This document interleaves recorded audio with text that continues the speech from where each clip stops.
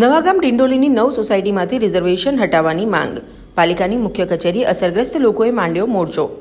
શિવાજીનગર, બાલાજીનગર, સોમનાથનગર, શિવદર્શનનગર, શિવકૃપાનગર સહિત 9 સોસાયટીના લોકોની માંગ.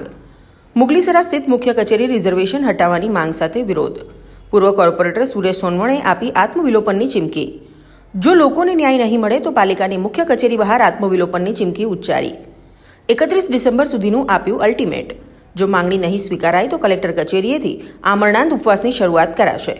પૂર્વ કોર્પોરેટર સુરેશ સોનવણેનો આક્ષેપ. 25 વર્ષથી લોકો અહીં વસવાટ કરતા આવ્યા છે. અહીં 2000થી વધુ પરિવારો રહે છે. ગ્રામ પંચાયતથી લોકો ટેક્સ ભરતા આવ્યા છે. લોકો આજે પણ પાલિકાને ટેક્સ ચૂકવે છે. છતાં અહીંના લોકોને પ્રાથમિક સુવિધાથી વંચિત રાખવામાં આવે છે. બિલ્ડરોને ફાયદો કરાવવા સરકારે અહીં રિઝર્વેશન મૂક્યું. સત્તાના નશામાં મદમસ્ત સત્તાધીશો મળવા નથી માંગતા. છેલ્લા 25-30 વર્ષથી આ ડિંડોલીની 9 સોસાયટીમાં પરપ્રાંતીય મજૂર કામદારો રહે છે.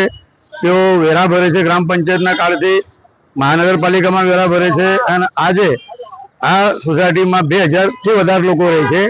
2000થી વધારે કુટુંબો રહે છે અને જેમને પ્લોટની સાઈઝ 15, 20 બાય 32, 20 બાય 30, 20 બાય 25ના મકાનોમાં લોકો રહે છે અને સરકારે રિઝર્વેશન એટલા માટે નાખ્યું છે કે આજુબાજુના બિલ્ડરોને ફાયદો થાય, આજુબાજુના બિલ્ડર લોકોને એનાથી બેનિફિટ થાય. આજે ઝૂંપડા જેવા મકાનો હટી જાય તો ત્યાં જમીનનો ભાવ વધી જાય અને માટે આ રિઝર્વેશન આ લોકો હટાવતા નથી.